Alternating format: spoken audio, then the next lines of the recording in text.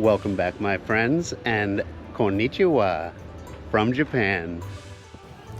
That's right, we are in a brand new country, and I could not be more excited to be kicking off a mini-series here in a place I've been dreaming of coming since I was just a boy. And after 2 years of living in Thailand, I thought I'd seen it all. But Japan had other plans. So today we're diving into my 10 biggest culture shocks between two of the most fascinating places on the planet, Japan and Thailand. Now hike up that kimono and let's get into it.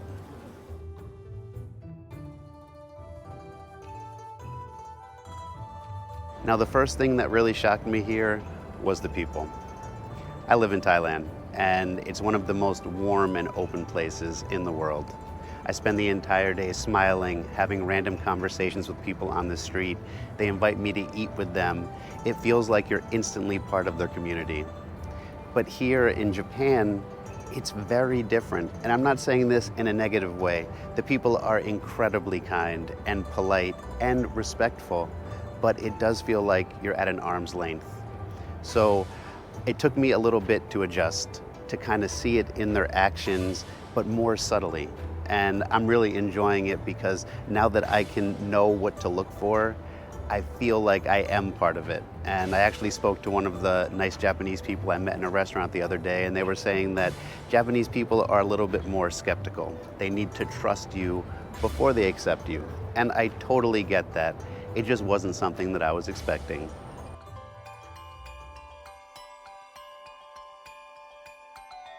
And while we're talking about the people, that brings me to the second thing that really shocked me here in Japan, and that is the sheer volume of the population. Now, I grew up right outside New York City, and my home base is Bangkok, two cities with 19 and 16 million people respectively. That seems like a lot, right? Well, not compared to Tokyo. There are 37 million people living here in the major metropolitan area, making this the most populous city in the world. But the cool thing is that everything works. Sometimes you feel like you're in this ocean of people when you're walking around. And that brings me to something that I think is hilarious. In the mornings on the trains when people are heading to work, they actually have professional train pushers. These men come out and push the people into the train cars so the doors can close. It is hilarious and definitely a little bit shocking. And this brings me to the third thing that really shocked me here in Japan, and that is the noise, or I should say the lack of noise. If you've been to Bangkok, you know that it is an assault on your senses. You can literally be hearing monks chanting, tuk-tuk drivers laughing, trucks going by with loudspeakers advertising Muay Thai and selling fruit. There's 4 kinds of music playing, people selling things, horns beeping. But here, with 37 million people, more than twice as many as live in Bangkok, it's like a library. It's shocking sometimes because I can hear myself breathing when I walk around. The cars are quieter, the trains are quieter, and when you're on the trains, you have to listen to music in your headphones, but they have warning signs about how loud you're listening to it because it might disturb other people. You're not allowed to talk on your phones on the train. And like in Thailand, I've been sitting on a bus with 5 people listening to their TV show without headphones in, as loud as they go, and it's not a big deal. But here, there's this like peaceful quiet, and it is so refreshing.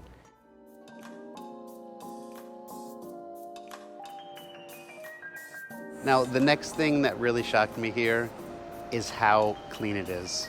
And I'm not saying that Thailand is dirty, but this place is next level. There is no trash anywhere, and there are people polishing, sweeping, and even scrubbing the streets by hand. So much so that I want to extend the 5-second rule, you know, the one where if you drop food on the ground, it's still okay to eat for 5 seconds, to maybe the 10 or 15-second rule. And the thing that really shocked me is that there are virtually no trash cans anywhere around the city.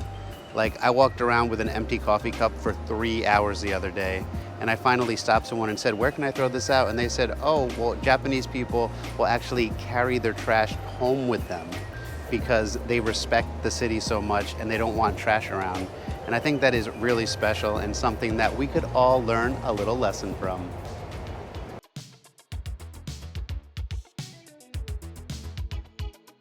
Now, the next thing that shocked me here in Japan were the prices, but maybe not in the way that you think. You know, coming from Thailand, one of the most affordable places to travel in the world, this definitely hits your wallet. But there's a lot of things that aren't as expensive as I thought. Like food, you can find specials to have giant plates of sushi for less than $10 during lunchtime. Shopping for technology is super affordable here, as well as things like clothes shopping at Uniqlo. They're like a third of the price of what they cost back home. But some things are definitely more expensive. Like taking a cab here is like New York City prices. But they have things like public transportation, the trains, the buses, and they are so efficient, they're to the second. And if they're even a little bit late, they actually issue public apologies, which I think is awesome. And that's one of the things about Japan. You're getting what you pay for. It is such a high quality here that you need to pay more for it. Like even going to a convenience store is like walking into a restaurant. And we'll talk about that a little bit more later. But something that really did shock me were the prices of accommodations. Normally hostels are cheap compared to hotels, but here you're looking at $50 a night to sleep in a little capsule. But back to that quality thing, the one that I found actually has a big Zen garden in it, as well as a sauna and cold bath, which is really beautiful. But I got another shock here because it's completely nude and public. So as an American, I'm not used to public nudity. So my first day there, I was walking around, I'm looking for the showers, trying to figure out where to go, and they're like, no, these are the showers. And I peeked in and it was 30 naked Japanese guys. And I was like, oh no, where's the other showers? And they're like, no, this is the showers. It's all good, there's nothing wrong with that. But honestly, in my life, I've probably seen one naked guy, and that was my rugby captain who used to run around the bar naked after we would win a game. Thankfully, we did not win too many games. And the other thing that is very pricey are activities here. But I have a great workaround for that, and we're gonna check that out right now. So here is the secret to getting the best prices here in Japan, and that is the Klook app. And while they are the generous sponsors of today's video, there's something that I have been using for years, and it was an absolute game changer. Klook is a one-stop booking platform where you can get your attraction tickets, accommodations, transportation, and even eSIMs. And that is smart travel all in one place. They offer 12 different languages and 40 currencies, so wherever you're from, they have you covered. And they're constantly offering promo codes and discounts, which make their great prices even better. And my favorite part is that it is super easy to use. You just head to your app store and download the app, and then click on your destination, and boom, you will have some amazing activities right at your fingertips. Since I've been to Japan, I've already used it to go and do some things like see my favorite artist Hokusai's art brought to life with technology, and even got to have a Godzilla sighting, which was a monster of a good time. But what I am really excited about is the Japan Fun Pass, which is basically like the golden ticket here. For 2 weeks, you get access to 21 must-see destinations across 11 different regions here in Japan, all with one convenient e-ticket, which include where I am right now at the Tokyo Dome City, which is this beautiful amusement park. And I am really looking forward to going inside. I can hear the people screaming on the roller coaster, and that is it the Viking ship that goes back and forth? I don't know, but I definitely want to get in on that. So make sure that you use the online QR code or my link in the description to download the app and get a beautiful discount on your first purchase. And trust me, it only takes 1 minute, and you are going to be saving so much time on waiting in line, so you can just get right into the action. Now let's head back to the video. Hey. Sorry, I needed to refuel after all of these shocking things, so I stopped by Wagyu Cafe Hana for a little sake and some beef while I tell you about the next thing that shocked me here, and that is the rules. And Japan is serious about the rules. Like at 2 a.m. when you're walking around, if you're walking around, people are standing at red lights. There's no one coming, there's no one around, there's no one to witness them crossing the street, but they just stay there and they wait because the law is the law. And this is especially shocking coming from Thailand, where the rules are, let's say, a little more flexible. Like you might see a guy driving through a food market with a dog on his lap, no helmet, and no one even bats an eye, or driving the wrong way up the highway and people are just like, "Mai pen rai, no big deal." But here, the rules matter. And I think one of the things that's so interesting about it is that they're not doing it because they might get in trouble or the police are gonna come and give them a fine. They're doing it because it's out of respect.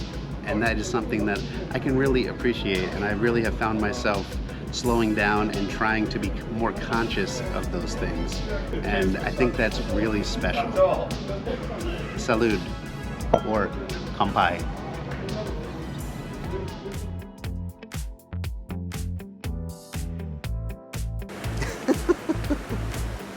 Sorry, I just had a surprising shock as I was walking through the park here. I saw a guy with a monkey on a leash. His name is George, and George is very fond of untying people's shoes. So he spent 10 minutes sitting at my feet, chewing on my laces, pulling them out of the holes. Then he hopped up on my lap, cleaned me with his little fingers, and then tried to eat my Longpo Tuat necklace. That is not okay, George. He's my protector, but you are very cute. And now I want to tell you about the shocking thing that is my favorite here in Japan, and that is the toilets. And I never thought I'd be making a video about toilets, but these are next level here. I'm talking about JTT, the Japanese toilet technology. In Thailand, we have the bum gun, which I thought was pretty cool and advanced. But here, I feel like I actually need an instruction manual to use the toilet sometimes. I'm talking about heated seats, built-in bidets, they have air dryers. There's also a button for privacy that makes sound so people can't hear what's going on in there. And there were definitely some buttons I was too afraid to push, but I'm sure it could be even better. And the coolest part, or at least the thing I think is the coolest, is that a lot of the toilets actually have a faucet built right into the back of the bowl. So when you're done with your business, you just flush the toilet, the water automatically comes out, you wash your hands in it, and that dirty water goes back into the bowl so that it's used the next time you flush. That's amazing.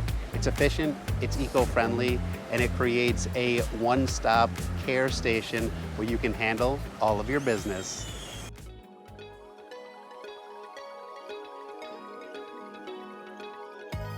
The next thing that shocked me here in Japan are the vending machines. And I know you're thinking, Adam, they're vending machines, who cares? But you should, because these are next level. They are absolutely everywhere. And they serve mostly things like tea, water, coffee, and energy drinks, but they have options like hot or cold. You can also get real food in them like soup, pizza, burgers, sandwiches. I even saw a Tokyo canned air vending machine the other day, so just breathe that in for a second. And it gets even crazier. They have caviar vending machines as well as whale and seal meat ones.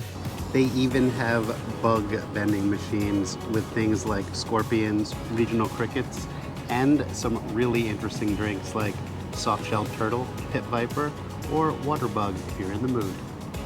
In Thailand, I go to my bug lady on the street, but here, I just come to a vending machine. And the next thing that really got me here are the convenience stores. Now, they have the same ones we have in Thailand, 7-Eleven, Lawson's, and even Family Mart. But here, it's Thailand down here and Japan up here, like the best ones I've ever been to in the world. They offer real food options. You can get fresh salads. They have Japanese food like sushi, bento boxes, and those little rice squares that have all that delicious salmon inside. I love those. And that's not all. You can even get your banking done here, buy concert tickets. I even went to one the other day that serves sake and beer on draft. So when you're here, definitely make sure you check out the convenience stores because they have the best egg salad sandwiches I've ever had in the world. Sorry, Mom. But this one is amazing.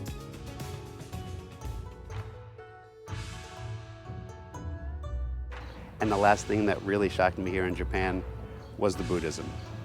Now, I've been a Buddhist for 20 years, and I've lived in Thailand for the last 2, so I thought I had a pretty good grasp of what it was. But after coming here, I realized I have no idea. In Thailand, we celebrate Theravada Buddhism. It's the oldest form. It's about the community. The monks renounce all their worldly possessions. The temples are big and grand with giant Buddhas inside. It's a place where you can go and chat with the monks and feel like you're really part of it. But here, it's Zen Buddhism, and it's completely different. As you can see behind me, this temple is beautiful, but it's very small. It's subtle. It's quiet. And the monks, they don't have to give up their worldly possessions here. In Zen Buddhism, they can get married, have kids. They don't even have to shave their heads. And the part that really got me is they can have jobs. Most of them don't even stay in the temples. And I asked a monk the other day that I was lucky enough to have a conversation with about why that's okay. And he said that Zen Buddhism is more about an inner journey than the community. It's about them finding their way with themselves. So it's okay for them to have those things, to have possessions, because as long as they're applying that Buddhism in their everyday life, that compassion, that kindness, then they can still be monks.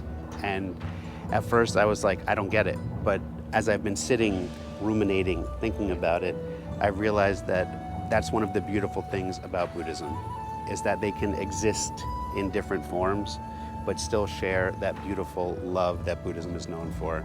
And I'm so grateful to Japan that I got to experience this different kind of Buddhism. So, arigato Japan for sharing this with me, because it made my mind a little bit bigger, a little bit broader. And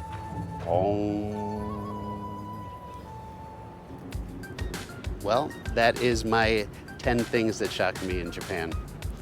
And I'm sure there's going to be more, but for now, that's good. And I hope that you don't think that anything that I've shared is negative. Just because something's shocking to you doesn't mean that it's bad. And I think that Thailand and Japan are two of the most beautiful cultures in the world, and it's the contrast of those two that make them so special. They've made me appreciate each other in completely different ways. And I'm so grateful to Japan for helping me to see that silence, to feel that quiet. And I hope when you come here, you get to see these things too. So make sure you keep those peepers peeping, people, because if you're not looking, you're not gonna see it. If you enjoyed this video, please give me a big thumbs up, comment, subscribe, and don't forget to ding ling ling ling ling ling the Japan. Arigato and sayonara. I'll see you next time.